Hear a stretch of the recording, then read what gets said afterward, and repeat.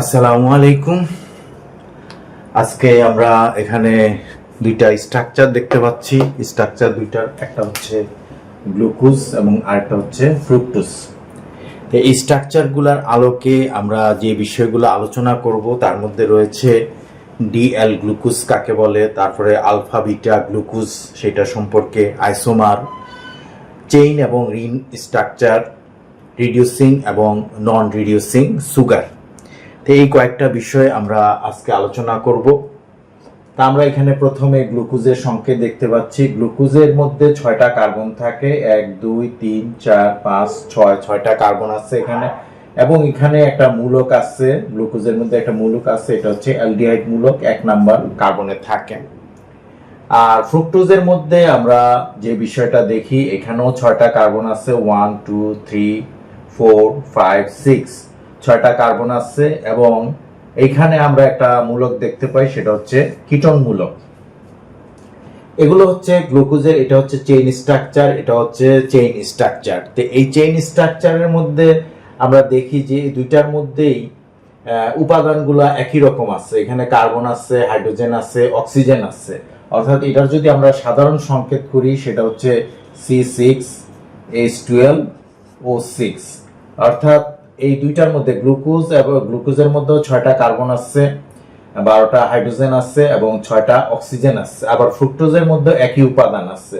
তাহলে এখানে পার্থক্য হচ্ছে মূলত এটার মধ্যে অ্যালডিহাইড মূলক, গ্লুকোজের মধ্যে অ্যালডিহাইড মূলক, আর ফ্রুক্টোজের মধ্যে হচ্ছে কিটোন মূলক। এখানে এই পার্থক্য, এই পার্থক্যের কারণে এটা হচ্ছে একটা গঠনগত পার্থক্য বা মূলকের পার্থক্য। এই পার্থক্যের কারণে এখানে একই উপাদান থাকার কারণে এটা সাধারণ সংকেত, দুইটার ক্ষেত্রেই সাধারণ সংকেত, কিন্তু তাদের চেইন স্ট্রাকচারের মধ্যে আমরা পার্থক্য দেখি, আবার রিং স্ট্রাকচারের মধ্যে আমরা পার্থক্য দেখি। এটা হচ্ছে গ্লুকোজের রিং স্ট্রাকচার, এটা হচ্ছে ফ্রুক্টোজের রিং স্ট্রাকচার। রিং স্ট্রাকচারের মধ্যে আমরা পার্থক্য দেখতে পাই। এখন এই ক্ষেত্রে একই রকম উপাদান কিন্তু তাদের গঠনের মধ্যে পার্থক্য, এই বিষয়টাকে আমরা বলে থাকি আইসোমার। এটাকে আমরা বলে থাকি আইসোমার, অর্থাৎ যখন উপাদান একই রকম কিন্তু তাদের মধ্যে স্ট্রাকচারের পার্থক্য আছে, তো সেই ক্ষেত্রে এটাকে আমরা আইসোমার বলে থাকি। এখন আমরা আসি যে গ্লুকোজ যেটা আছে, গ্লুকোজের মধ্যে আমরা একটা দেখতে পাই যে এই গ্লুকোজটাকে আমরা বলে থাকি ডি গ্লুকোজ। এটা ডি গ্লুকোজ কেন বলি? এই গ্লুকোজটার এখানে যে স্ট্রাকচারটা দেখতে পাচ্ছি এটাকে আমরা ডি গ্লুকোজ বলি। কেন বলি? এখানে 5 নম্বর কার্বনের যে ওএইচ মূলকটা আছে, এই ওএইচ মূলকটা হচ্ছে ডান দিকে ঘুরে। এখন এটা তো আমরা এখানে ঘূর্ণনটা আমরা দেখাতে পারতেছি না, কিন্তু এখানে যে বিষয়টা আমরা ওএইচ মূলকটাকে ডান দিকে আমরা লিখেছি, এই যে লেখার কারণে, এটার অবস্থানের কারণে এটাকে আমরা বলে থাকি ডি গ্লুকোজ, অর্থাৎ এটা হচ্ছে ডি গ্লুকোজ। কিন্তু এই হাইড্রোক্সিল মূলকটা যদি বাম দিকে ঘুরে, অর্থাৎ এটার অবস্থানটা যদি দেখা যায় যে এই হাইড্রোক্সিল মূলকটা আমরা বাম দিকে নিয়ে আসি, এখানে নিয়ে আসি, OH এখানে নিয়ে আসি, আর এখানে হাইড্রোজেন রাখি, তখন এটা ডি এর পরিবর্তে এটা হবে এল গ্লুকোজ। তাহলে ডি এবং এল গ্লুকোজ, এখন এটা কি হয়ে গেল? এল গ্লুকোজ হয়ে গেল।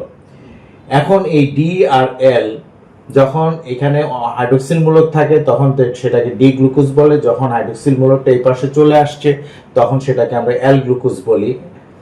এখন এই ডি এর ফুল মিনিংটা হচ্ছে ডেক্সট্রো রোটেটরি, অর্থাৎ এটা ডান দিকে ঘুরে, আর এল এর ফুল মিনিংটা হচ্ছে লেবো রোটেটরি, অর্থাৎ এটা বাম দিকে ঘুরে।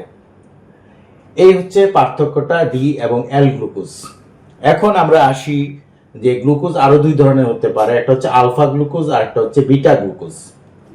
এখন আমরা দেখি যে যখন এই গ্লুকোজের এটা হচ্ছে চেইন স্ট্রাকচার, উপরেরটা হচ্ছে রিং স্ট্রাকচার, অর্থাৎ এই রিং স্ট্রাকচার যখন হয় তখন দেখা যায় যে এই 1 নম্বর কার্বনটা 5 নম্বর কার্বনের সাথে এখানে এসে যুক্ত হয়।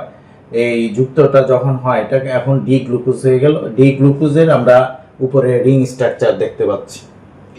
এই হাইড্রোক্সিল মূলকটা থাকে 5 নম্বর কার্বন, অর্থাৎ 1 নম্বর কার্বনটা এসে 5 নম্বর কার্বনের সাথে বন্ড তৈরি করে।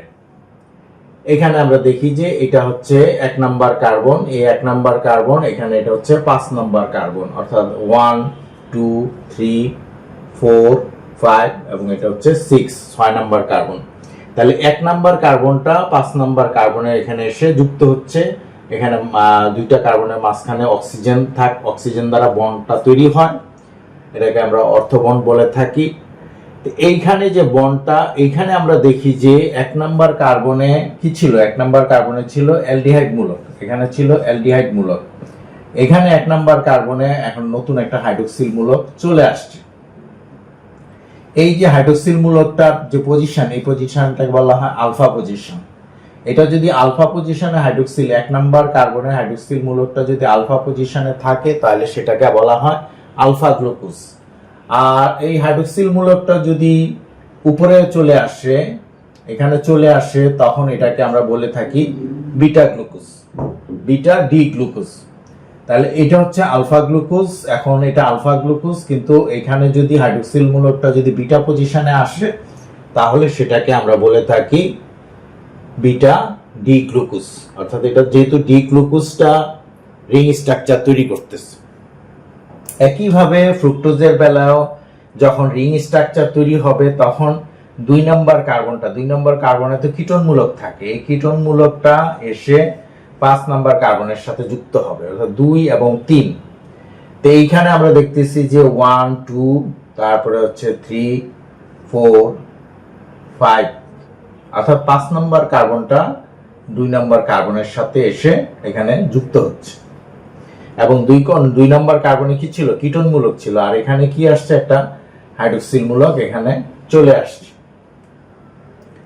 এই হচ্ছে এখানে ফ্রুক্টোজের, এটা হচ্ছে রিং স্ট্রাকচার। তো ফ্রুক্টোজের রিং স্ট্রাকচার, আর এটা হচ্ছে গ্লুকোজের রিং স্ট্রাকচার। তো এখন আমরা চেইন স্ট্রাকচার এবং রিং স্ট্রাকচারের বিষয়টা আমরা আলোচনা করেছি। এখন আমরা যে বিষয়টা আলোচনা করব সেটা হচ্ছে এই গ্লুকোজ এবং ফ্রুক্টোজ, এগুলো হচ্ছে কি sugar, reducing sugar. Reducing sugar কাকে বলা হয়? রিডিউসিং সুগার বলা হয় যে যখন অ্যালডিহাইড মূলক এবং কিটোন মূলক ফ্রি থাকে, অর্থাৎ কারোর সাথে বন্ড তৈরি করে না। এটা তো নিজস্ব যে রিং স্ট্রাকচার যখন তৈরি করবে তখন নিজের মধ্যে তৈরি করতেছে, এটা না। যদি এগুলো হচ্ছে মনোস্যাকারাইড, গ্লুকোজটা হচ্ছে মনোস্যাকারাইড, ফ্রুক্টোজটা হচ্ছে মনোস্যাকারাইড, এগুলোকে ভাঙলে আর মনোস্যাকারাইডের বৈশিষ্ট্য থাকবে না। এখন আমরা যদি দেখি যে এখানে যে বিষয়টা, যে অ্যালডিহাইড মূলক কোথায় ছিল, 1 নাম্বার কার্বনে, আবার ফ্রুক্টোজের মধ্যে কিটোন মূলক কোথায় আছে, 2 নাম্বার কার্বনে। এটা যদি অন্য কোনো মনোস্যাকারাইডের সাথে বন্ড তৈরি করে তখন তারা বন্ড তৈরি করে ফেললো। কিন্তু এখন গ্লুকোজটা এককভাবে যখন আছে, ফ্রুক্টোজটা যখন এককভাবে আছে, তখন অ্যালডিহাইড মূলকটা ফ্রি আছে, কিটোন মূলকটা, ফ্রুক্টোজের কিটোন মূলকটা ফ্রি আছে। এইটা হচ্ছে রিডিউসিং অবস্থা, অর্থাৎ সে বিজারিত হইতে পারবে। এখন আমরা যদি দেখি যে একটা গ্লুকোজ, এটা একটা গ্লুকোজের রিং স্ট্রাকচার, এটা হচ্ছে একটা ফ্রুক্টোজের রিং স্ট্রাকচার। এখন যদি তারা বন্ড তৈরি করে, যে একটা গ্লুকোজ আর একটা ফ্রুক্টোজের সাথে বন্ড তৈরি করবে, এই বন্ড তৈরি করার যে অবস্থাটা যদি দেখি তখন এখানে কি ঘটনা ঘটে। এখানে দেখি যে আমরা এই যে ওয়েজ মূলকটা আছে, গ্লুকোজের যে ওয়েজটা আছে এবং ফ্রুক্টোজের যে 2 নাম্বার কার্বনের যে ওয়েজটা আছে, এদের মধ্যে তখন বন্ডটা তৈরি হয়।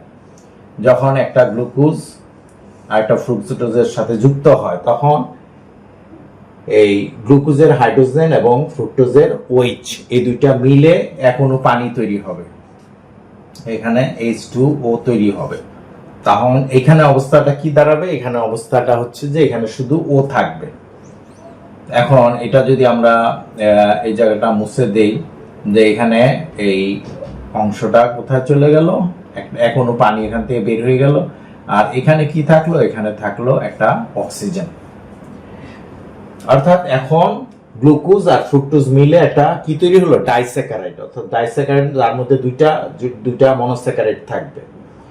এখান থেকে পানি বের হয়ে গেল, এখানে গ্লুকোজ এক অণু গ্লুকোজ এক অণু ফ্রুক্টোজের সাথে মিলে ডাইস্যাকারাইড তৈরি করলো।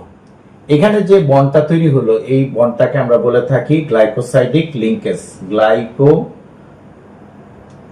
গ্লাইকোসাইডিক লিঙ্কেজ, এটাকে আমরা গ্লাইকোসাইডিক লিঙ্কেজ বলে থাকি এই বন্ডটাকে। এখন এই দুইটা গ্লুকোজ এবং ফ্রুক্টোজ মিলে যে ডাইস্যাকারাইডটা তৈরি হলো, এই ডাইস্যাকারাইডের নাম হচ্ছে সুক্রোজ, এটাকে আমরা বলি সুক্রোজ। এইটা হচ্ছে ডাইস্যাকারাইড, সুক্রোজ। এই সুক্রোজ যে বিষয়টা এখন আমরা দেখি, এখানে 1 নাম্বার কার্বন বন্ড তৈরি হচ্ছে যখন গ্লুকোজের 1 নাম্বার কার্বন এবং ফ্রুক্টোজের 2 নাম্বার কার্বন বন্ড তৈরি করছে। এখন 1 নাম্বার কার্বনে কি ছিল? 1 নাম্বার কার্বনে ছিল অ্যালডিহাইড মূলক গ্লুকোজের, আর ফ্রুক্টোজের 2 নাম্বার কার্বনে কি ছিল? কিটোন মূলক ছিল। যখন এই 1 নম্বরে অ্যালডিহাইড মূলক এবং 2 নম্বরে কিটোন মূলক এরা যখন বন্ড তৈরি করে ফেলছে, তখন আর এখানে অ্যালডিহাইড বা কিটোন মূলক ফ্রি নেই। এই অবস্থাটা হচ্ছে নন রিডিউসিং সুগার, অর্থাৎ এই সুক্রোজটা হচ্ছে নন রিডিউসিং সুগার। নন রিডিউসিং সুগার অর্থাৎ তার আর বিজারিত হওয়ার কি কোনো সুযোগ নাই।